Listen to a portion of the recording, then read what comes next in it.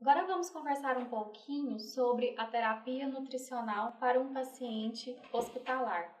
Então, os pacientes hospitalares, dependendo aí da condição que os afete, eles podem ter a necessidade de partir para uma terapia nutricional. Como assim? A nutrição é algo rotineiro, comum de se acontecer, porém alguns pacientes podem, dependendo da situação que os levaram ao ambiente hospitalar ou dependendo aí da evolução do quadro clínico deles, não conseguirem se alimentar da maneira como devem se alimentar, partindo do princípio que a nutrição, o alimento, os nutrientes, né, eles são de fundamental importância para nos manter com saúde, para manter uma imunidade adequada e para fazer com que esse paciente se recupere o mais rápido possível, para fazer com que ele deixe o ambiente hospitalar com sucesso o mais rápido possível. Então, em algumas situações, dependendo das patologias, esse paciente terá que ter uma dieta específica. Então, ele terá que ter um redirecionamento naquilo que ele precisa de nutrição naquele momento.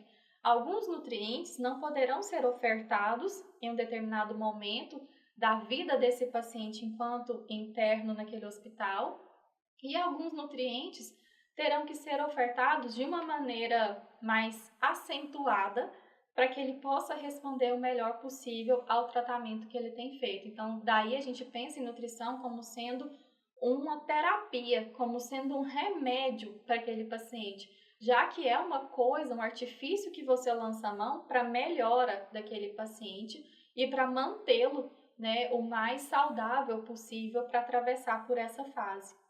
Pensando em terapia de nutrição, então, eu teria que imaginar aí que esse paciente ele pode receber essa nutrição pela via normal, através da ingestão, ou de forma parenteral, que seria endovenosa.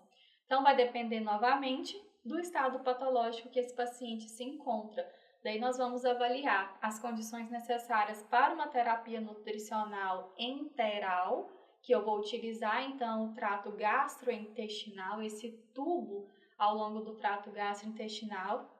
Consequentemente, esse tubo tem que estar funcionante. Eu preciso ter os movimentos peristálticos acontecendo para impulsionar o alimento, o nutriente, e eu preciso que todo esse trato gastrointestinal desse paciente esteja sendo comandado por um controle neural, por um controle nervoso. Esse paciente tem que ter consciência, ele tem que estar consciente para que eu consiga fazer essa terapia enteral. Caso contrário, e também em outras situações patológicas, será necessário uma terapia nutricional parenteral, que é endovenosa. Partindo do princípio aí que um paciente, às vezes, que está internado, ele não tem condições de receber, vamos pegar como exemplo, a glicose de um pão. Ele não tem condições de comer um pão para receber a glicose, mas ele precisa da glicose. Então, se ele precisa da glicose, mas ele não tem condições de comer esse pão, para que esse pão, que é um alimento com um tamanho grande, possa ser processado ao longo do trato gastrointestinal e chegar na menor fração possível, que seria a glicosezinha, para atravessar por entre a parede intestinal, cair dentro da corrente sanguínea, então ser absorvido para ser utilizado no organismo como fonte de energia para a produção de glicose pelas células, esse paciente tem que receber essa glicose de alguma maneira. Se ele não consegue comer o alimento, processar esse alimento, ele precisa receber essa glicose de uma outra fonte.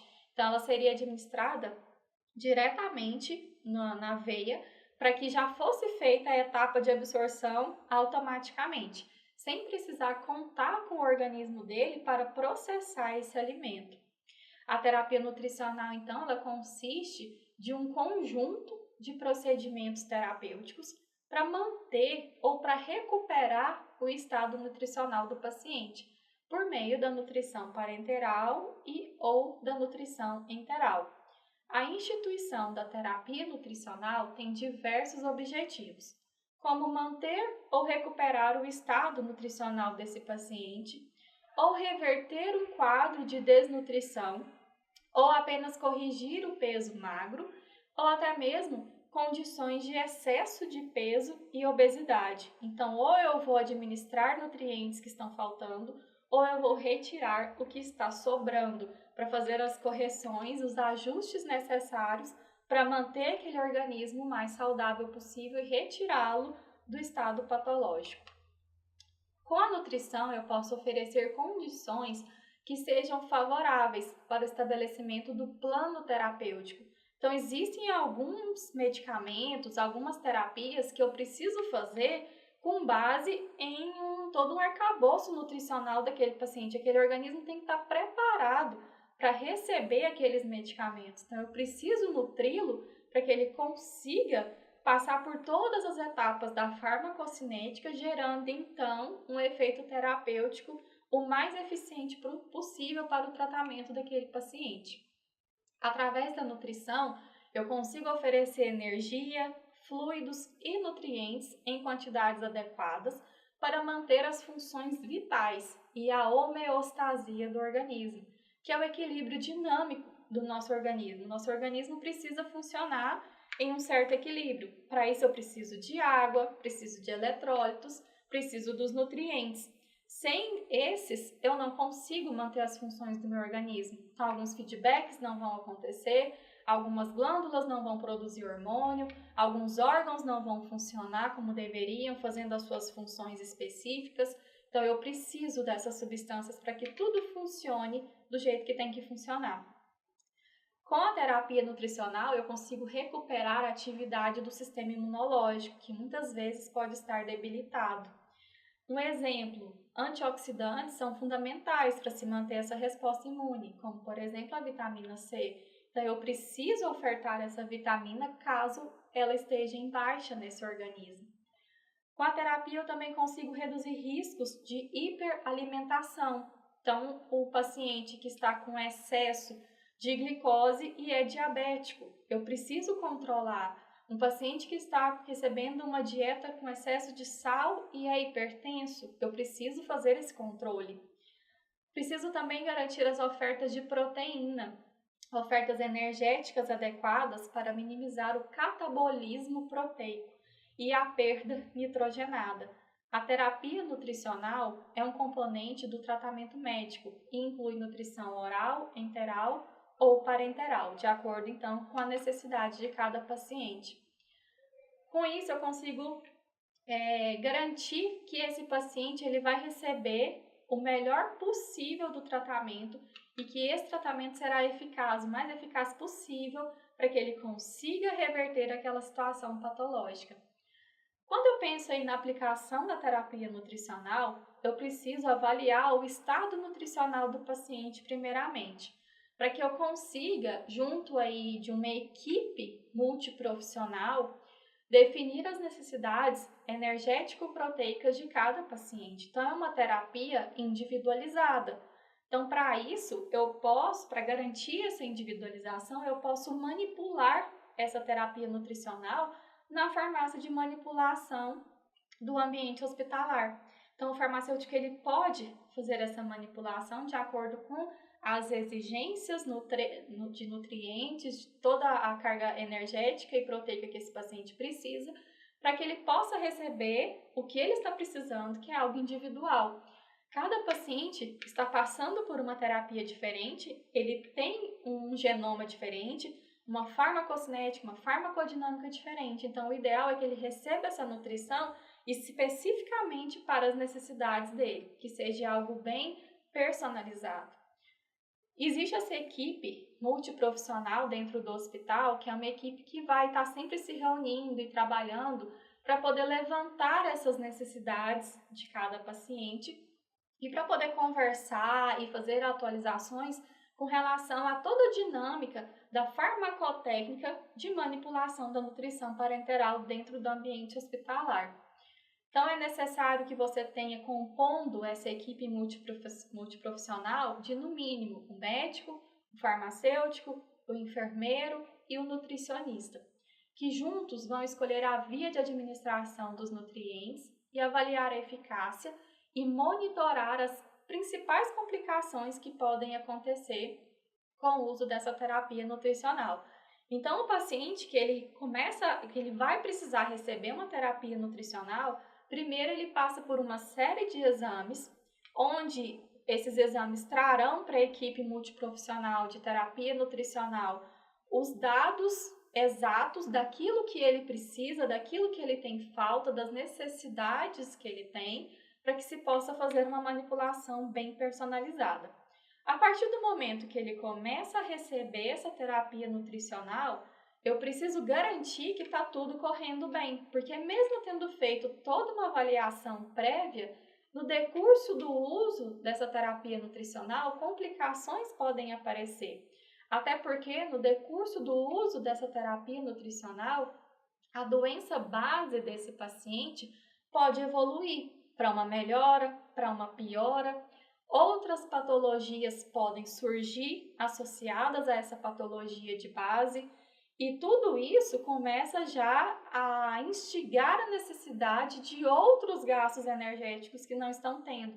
Então, durante esse uso da terapia nutricional, caso apareça alguma alteração com relação às patologias, haverá necessidade ou não de reduzir algum nutriente ou de acrescentar, de aumentar a concentração de um outro nutriente.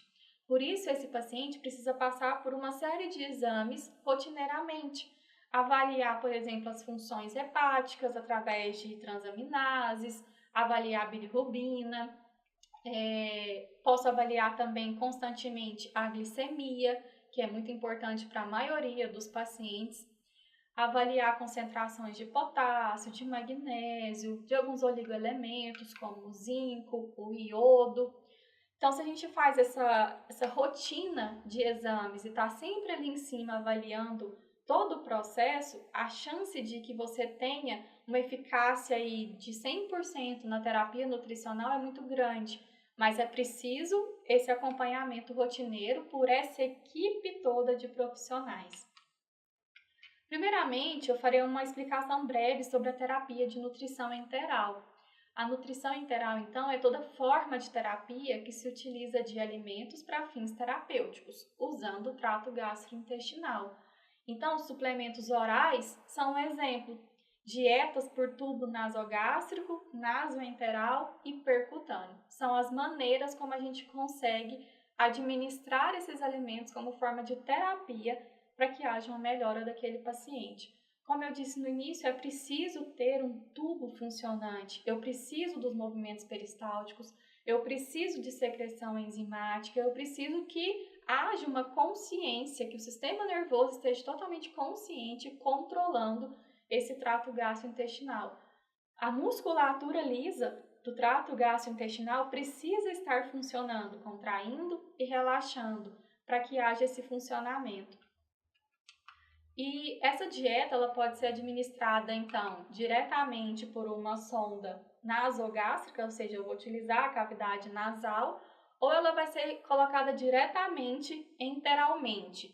E vai depender da situação do paciente, das necessidades que ele se encontra, das patologias que ele atravessa naquele momento. Algumas das indicações para esse tipo de terapia enteral: distúrbios do sono, onde a pessoa então deixa de ter aquele estímulo de fome, das necessidades energéticas, então ela precisa receber esses nutrientes que ela não está conseguindo receber.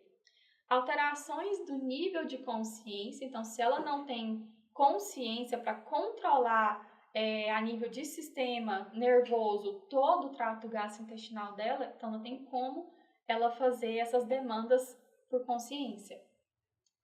Quando essa pessoa está fazendo uma ingestão oral insuficiente, ela também vai precisar fazer essa terapia enteral para que possa regularizar as quantidades energéticas que ela precisa ter e dos nutrientes de uma forma geral.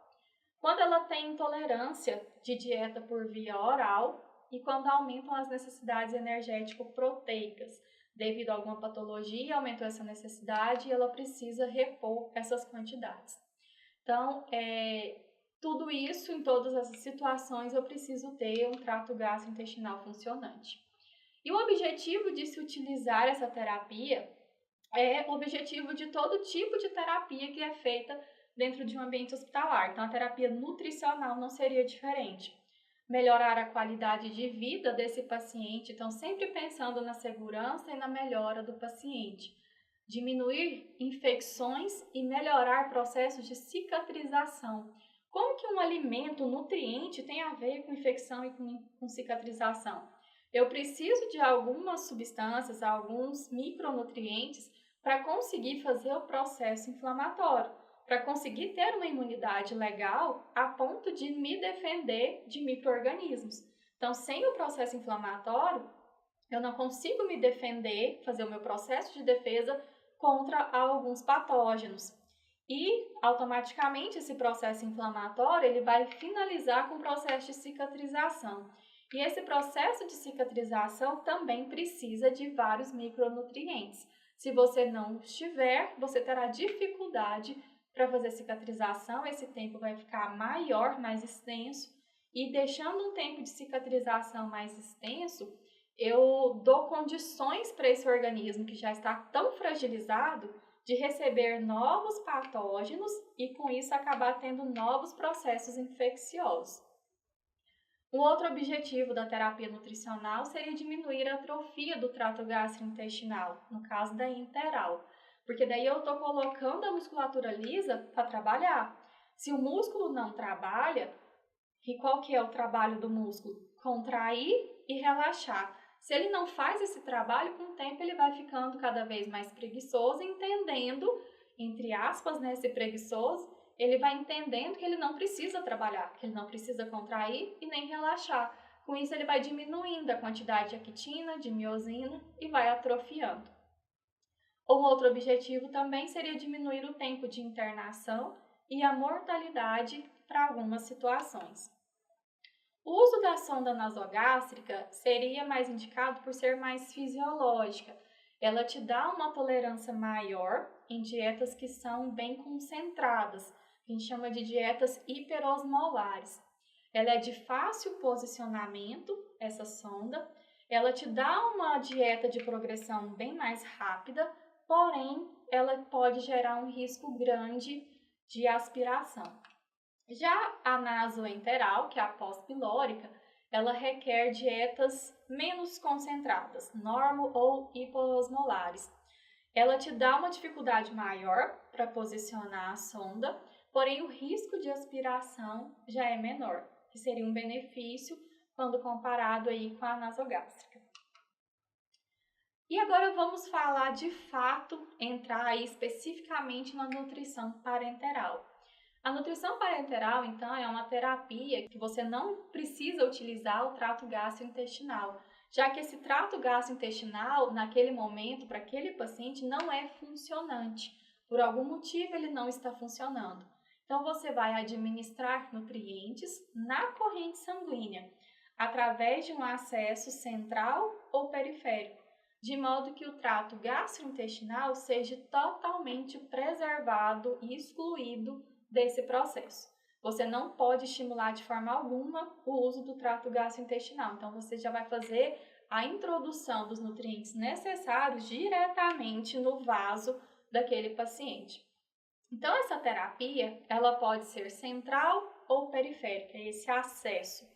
Normalmente, nós vamos utilizar aí como veias principais que são mais utilizadas para a administração da terapia nutricional são a jugular interna, a subclávia e a veia cava superior.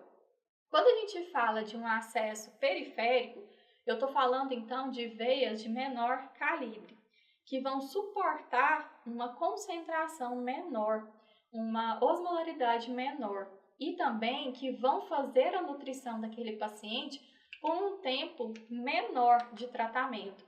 Então, seria mais ou menos aí, até uns 12, 15 dias, eu poderia utilizar esse acesso periférico. Quando eu tenho um paciente que utiliza a nutrição parenteral por um tempo maior do que 12, 15 dias, eu já não posso utilizar o acesso periférico. É ideal que se faça o acesso central, onde eu consigo, então, administrar a nutrição por um tempo bem maior e eu consigo trabalhar aí com dietas mais concentradas, sem que haja um risco, né, um desconforto para esse paciente. Quais seriam as principais indicações, assim, pensando em situações patológicas que esse paciente poderia estar passando no ambiente hospitalar e que teria essa necessidade de fazer o uso da terapia nutricional? Alterações de motilidade e de obstrução do trato gastrointestinal, fístulas de alto débito, síndrome do intestino curto, sangramentos através do trato gastrointestinal, exacerbações da doença inflamatória intestinal, isquemia mesentérica, não progressão de dieta enteral. E quando eu penso nessa dieta, como eu disse, é uma dieta personalizada que vai de encontro às necessidades de cada paciente. Mas basicamente essa dieta pode ser composta do quê? Ela será composta de macronutrientes, que são proteínas, carboidratos, lipídios e de micronutrientes, onde eu tenho eletrólitos, vitaminas, oligoelementos. Quando eu penso aí nesses micronutrientes, eu penso aí em alguns eletrólitos que podem ser necessários para que se mantenha o estado hidroeletrolítico desse paciente, para que ele não tenha um quadro de não só de desnutrição, pensando nos macronutrientes, mas também de desidratação, que é algo muito importante, principalmente pensando em pacientes de idades extremas, né, como as crianças e os idosos, que podem desidratar com muita facilidade. Eu vou utilizar as vitaminas sempre que houver a necessidade de corrigir as quantidades. Então, se eu tenho quantidades reduzidas, eu preciso corrigir, eu preciso lançar a mão externamente de colocar essas vitaminas nesse organismo. Quando eu penso em oligoelementos, eu penso em zinco, em iodo, em manganês, e eu vou introduzir esses oligoelementos de acordo com as necessidades desse organismo. E quando eu penso em macronutrientes, eu penso em substâncias que vão dar estrutura para o organismo, como as proteínas, em nutrientes que vão dar energia para esse organismo, como carboidratos e lipídios. E o organismo, ele precisa de estrutura, ele precisa de energia para funcionar, para trabalhar. Então, a fisiologia vai funcionar, vai manter a homeostasia do organismo se tiver esses nutrientes.